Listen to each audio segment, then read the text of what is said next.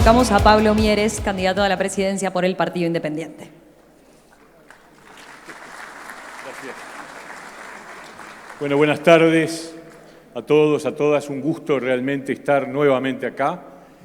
Agradezco a la Confederación de Cámaras Empresariales por la invitación y por la organización permanente durante varios años ya de este evento. A mí me ha tocado venir varias veces, todos los últimos años, a exponer desde, en ese caso, como Ministro de Trabajo y Seguridad Social, sobre temas vinculados a la cartera. Hoy estamos acá, entonces, como candidato a la presidencia por el Partido Independiente. Agradecer nuevamente a la Asociación Rural del Uruguay por ser la anfitriona de este evento que se va convirtiendo en un clásico de lo que significa el momento de reflexionar y también, particularmente, en un año donde estamos definiendo los próximos 5 años del país. Las palabras de Diego O'Neill me dejaron pensando, voy a salir un poquito del libreto que tenía establecido, porque en representación de la Confederación de las Cámaras Empresariales, que además, debo decir, elaboró un documento que nosotros reivindicamos como muy positivo y que tiene grandes coincidencias con nuestro planteo, lo estuvimos discutiendo incluso con las autoridades de la Confederación, reiteró la idea de la urgencia y la velocidad con que hay que hacer ciertos cambios. Y a mí me parece que ese es un tema central para un país que, por definición, tenemos una cadencia más lenta, más gradual. Quizás está en nuestro ADN esa cosa de ir resolviendo los asuntos de manera más pausada. Y vivimos en un mundo que ha cambiado de velocidad y que requiere de otros ritmos para resolver los problemas, bajo la pena, en caso contrario, de irnos quedando atrás en el mundo. En ese sentido, entonces, yo creo que tenemos que tomar seriamente el planteo que nos hace la Confederación en el sentido de acelerar los ritmos de la toma de decisiones en nuestras políticas públicas, lo cual, si miro para atrás y analizo lo realizado en este gobierno, la verdad, debemos decir que, dadas las condiciones de adversidad que enfrentamos a lo largo de él, que nos hicieron dedicar buena parte de los primeros años de este gobierno a la principal adversidad, que fue la pandemia, bueno, el saldo es que hemos actuado rápido. Hemos aprobado una ley de urgente consideración, hemos aprobado, y yo les digo, hubiera sido fácil para este gobierno decir, bueno, la reforma de la seguridad social, dadas las circunstancias que hemos vivido, la dejamos para más adelante. Pero no. Este gobierno, y quien habla en la medida de su lugar que le tocó ocupar, entendimos, y el presidente de la República particularmente entendió, que había que hacer lo que hay que hacer. Y eso es gobernar pensando hacia adelante. Eso es gobernar pensando en las generaciones futuras. Y por eso llevamos adelante esta reforma de la seguridad social, que yo no tengo ninguna duda que el tiempo va a demostrar que es histórica y que le permitió al país avanzar hacia el futuro con garantía. Siempre perfectible. Nadie piensa que una ley es perfecta. Toda ley luego debe ser objeto de análisis, de retrospectiva, pero no hay ninguna duda que la reforma de la seguridad social es un ejemplo de un gobierno que le puso el pecho a las balas, no solo enfrentando la adversidad de la pandemia, de la sequía, de los problemas de competitividad y de precios con Argentina, sino además diciendo que había que hacer las cosas que teníamos en carpeta para hacer. Y además nos retiramos con 80.000 puestos de trabajo más de los que había cuando empezamos, y nos retiramos con un salario real mayor al que había en 2019, más allá de todo lo que ha garganteado la oposición, que por otra parte, la verdad, cuando uno se pregunta qué proponen para hacer sobre temas centrales para el país, no encontramos respuesta. Y a mí me preocupa mucho eso, porque yo hubiera querido durante estos años una oposición constructiva, que aportara ideas, que aportara propuestas. Voy a dar el ejemplo otra vez de la reforma de la seguridad social. La reforma de la seguridad social, ellos participaron, la oposición estuvo incorporada desde el principio en la comisión de expertos, luego el presidente de la República le fue a llevar el anteproyecto de ley de reforma de la Seguridad Social a la sede del Frente Amplio para pedirles que aportaran elementos antes de enviar el proyecto de ley al Parlamento. Nada, cero. Y cuando les preguntan hoy qué van a hacer con la seguridad social, dos respuestas.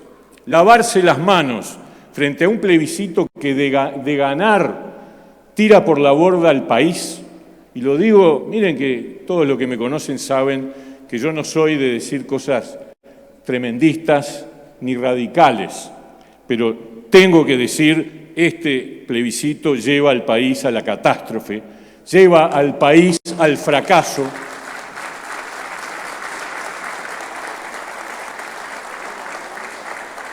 Embarca al Uruguay, para decirlo de una manera que se entienda, por el camino que el kirchnerismo llevó a la Argentina hace 15 años cuando eliminó el régimen mixto, y hoy las jubilaciones argentinas son una vergüenza. Son absolutamente mínimas. Entonces, tenemos que ponerle cara a este tema. No tenemos que obviar la discusión de un tema en el que nos va la vida, porque algunos dicen, y yo comparto, me parece que importa poco quién gane, si gana el plebiscito, porque el que gane no va a poder hacer nada de las cosas que tenemos que hacer, porque se va a enfrentar a un déficit calamitoso que además nos va a desandar un camino que hemos construido entre todos. Por eso es muy grave que la oposición se lave las manos, porque decir libertad de acción es lavarse las manos. A mí me parece importante que hayan aparecido una centena de técnicos y de políticos del partido de oposición que dijeron las cosas que había que decir. Pero los quiero en la cancha, no los quiero con un documento y después esperar a ver qué pasa. Lo mismo que los candidatos a presidente y a la vicepresidencia del partido que pretende sustituir a esta coalición en el gobierno, dicen que no van a votar, pero hagan campaña, señores, porque esto no es menor. Y un partido político, yo entiendo la política de esa manera, frente a los temas hay que tener posición y hay que defender las posiciones que se tienen. Esa es la manera en que se debe hacer política, en serio. Lo otro es la mala política. Lo otro es mirar para el costado. Lo otro es esperar a ver qué pasa. Y yo creo que para hacer así más vale irse que dedicarse a esta actividad tan noble como es la política. Entonces,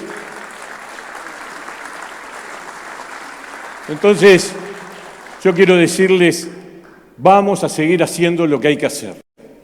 Y en este periodo de gobierno que empezará el año que viene, tenemos tareas pendientes. Y las tareas pendientes, yo voy a referirme ahora a ellas, tenemos que asegurar un equilibrio, ir a una reducción del déficit fiscal y del gasto público, generar un incremento de la competitividad.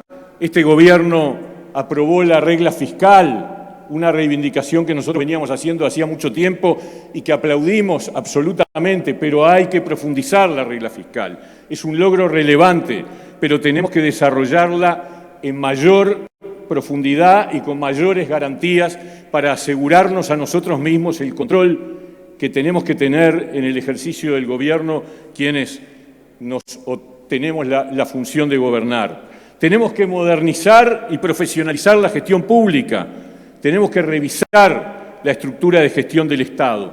Hay que crear una comisión de desburocratización del Estado que se dedique a a revisar todos los trámites, regulaciones, tasas, certificados, todo lo que de alguna manera hoy es un obstáculo para el crecimiento de la economía. Es un obstáculo por dos razones, porque encarece y porque además demora, justamente en sentido contrario a la velocidad con que tenemos que actuar. Y hay muchas cosas que se superponen, que son inútiles, que son el resultado de un Estado que muchas veces se justifica a sí mismo, inventando tareas o inventando requisitos o inventando regulaciones que al final no sirven más que para engordar un Estado que en ese sentido no funciona bien. Yo creo que hay que volver a aquello, algunos que tienen más años se acordarán, al decreto 500 de la época del Tito Sallagués, en donde hubo un proceso de desburocratización, el Uruguay está hoy en una situación donde debería volver a actuar en ese sentido. Tenemos que implementar la carrera administrativa de los funcionarios del Estado. En ese sentido, nuestro representante, nuestro compañero Conrado Ramos, desde la Oficina de Servicio Civil, impulsó dentro de lo posible esto, pero también quiero decir, frente a estas cosas que implican la reforma del Estado, hay resistencias burocráticas, porque el Estado se defiende a sí mismo, pero también políticas, también políticas. Hay muchos jerarcas que después que asumen un cargo en una oficina, se mimetizan con esa oficina y terminan defendiendo la chacra.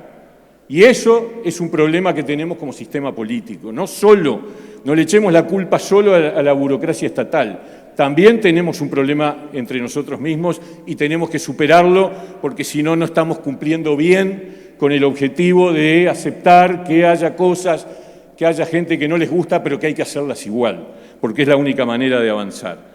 Tenemos que extender las normas de objetividad y de concurso para el acceso a la función pública en los gobiernos departamentales, por supuesto. ¿Por qué vamos a tener dos reglas de juego entre los funcionarios públicos? Hay que hacerlo, y aunque a algunos no les guste, es lo que pensamos nosotros desde el Partido Independiente. Tenemos que fortalecer los organismos de transparencia. La JUTEP tiene que tener mucho más poder del que actualmente tiene para controlarnos a nosotros, a los que gobernamos, para que cuando ocurran cosas que no son debidas o existan sospechas pueda investigarse. La JUTEP hoy no tiene instrumentos ni recursos ni humanos, ni materiales, ni financieros para cumplir con su tarea, y ese es un problema, porque abre una puerta a que mañana tengamos disgustos. Entonces es muy importante generar mecanismos de control, y el Tribunal de Cuentas tiene que tener capacidad, cuando observa gastos importantes a partir de ciertos montos, tiene que tener un efecto suspensivo. No sirve que el jerarca reitere el gasto y siga adelante y después tengamos construcciones de más de 100 millones de dólares como el Antel Arena, que fue observado todo desde el principio al fin y sin embargo se arregló por la vía de la reiteración del gasto. Es necesario también avanzar en el campo de las empresas públicas con nuevas regulaciones que bajen los costos de tarifas monopólicas, que permitan mejorar las posibilidades de desarrollo del sector productivo, del aparato productivo y económico. El principal impulso para el crecimiento que comparto, ese es el gran objetivo, no podemos seguir viviendo a tasas del 2% anual, porque el Uruguay se va quedando atrás. La clave es la productividad. La clave son saltos de productividad. Si no logramos saltos de productividad de alcance en general, no vamos a poder mantener el nivel de empleo, salarios y rentabilidad empresarial que aspiramos a seguir mejorando. Y esto tiene historia. Tarde o temprano, si no hay un salto de productividad, alguno de estos aspectos va a estar afectado, como pasó en el gobierno pasado. En el gobierno pasado, a partir del 2015, 2016, al no haber habido un salto de productividad, se empezó a ajustar por empleo, por eso cayó el empleo, porque era imposible mantener empleo, salarios y rentabilidad. Y no quiero que después de haber llegado a logros como los que hoy tenemos, de mejora del empleo, del salario, y que tengamos un sistema productivo en crecimiento, lento pero crecimiento, no quiero que tengamos que ajustar hacia abajo en ninguno de esos rubros. Y para eso hay que dar saltos de productividad y para eso hay que invertir en ciencia y tecnología, porque los saltos de productividad tienen que ver con la incorporación de la tecnología al aparato productivo. Y en ese sentido, yo creo que tenemos que construir un pacto social para avanzar en el camino de la mejora de la productividad. Y por otro lado, tenemos que seguir trabajando con el Instituto Uruguay 21, desarrollarlo mucho más, darle muchos más poderes, porque es fundamental generar políticas e incentivos para darle valor agregado a nuestra producción. Nuestra producción necesita que darle valor agregado no sea incrementar costos y riesgos de pérdida, sino que sea un buen negocio. Y en ese sentido es fundamental avanzar. Y también tenemos que avanzar en las relaciones laborales, campo que me tocó directamente en estos años, porque sin perjuicio de los avances que recién Diego mencionaba y que nos dan orgullo, el tema de las ocupaciones, el tema de lo que significó la ley de negociación colectiva, los cambios en la ley de negociación colectiva. Tenemos cosas pendientes, entre ellas la importancia de flexibilizar las representaciones sociales para eliminar las rigideces actuales que terminan concentrando el poder de decisión en las instancias más altas.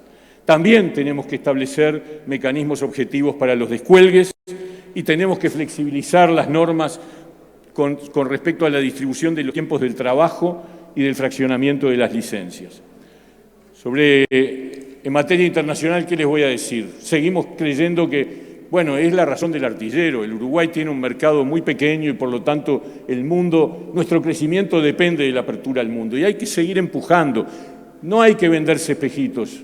Irse del Mercosur no es una opción para el Uruguay, pero sí sigue siendo una opción reclamar y aprovechar las oportunidades. Hoy, en estos días, se ha abierto alguna ventana. Hay que aprovecharla. Hay que aprovechar decisiones que en algún momento están favorables para conseguir resoluciones que nos permitan salir de aquel brete que se generó hace ya unos cuantos años.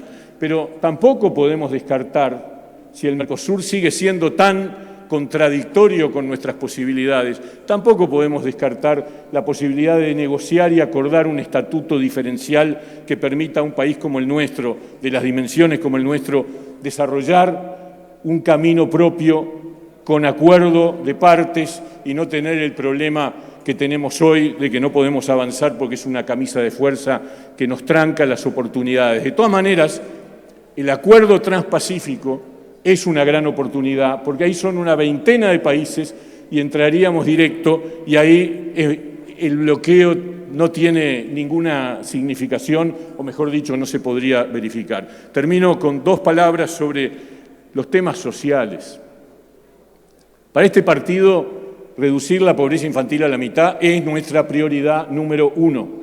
Lo estudiamos, lo analizamos, nuestros técnicos han hecho los cálculos, es perfectamente posible. Por supuesto que necesitamos que el país crezca, pero también necesitamos que el país distribuya en los lugares donde después, si no hay vuelta de hoja. Si queremos recuperar la seguridad, tenemos que tener un país mucho más equitativo y tenemos que bajar la deserción estudiantil y tenemos que vincular, y esto para mí es central, la educación con el trabajo.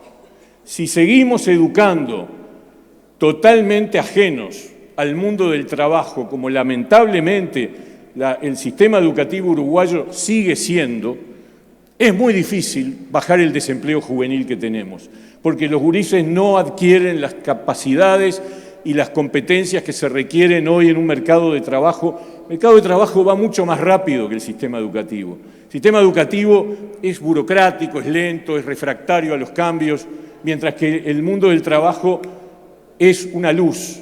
Y por lo tanto el Uruguay de hoy tiene que quebrar esa dicotomía, porque si no vamos a tener problemas con las generaciones jóvenes, y son pocos los jóvenes, y son pocos los niños. Bueno, tenemos que darles oportunidades reales para que puedan tener lo mejor en nuestro país. Así que nada, simplemente esos son los compromisos que tenemos y que queremos impulsar en los tiempos que vienen. Hay que derribar las barreras, voy a decir algo que es un tabú en la educación, hay que derribar las barreras entre la educación técnica y no técnica. No existe una educación técnica sin teoría, no existe una educación no técnica sin técnica, es decir, sin el aterrizaje en el trabajo concreto. Y hay que pensar si no llegó la hora de romper esa barrera entre la UTU y secundaria para crear una educación media, completa e integral. Muchas gracias.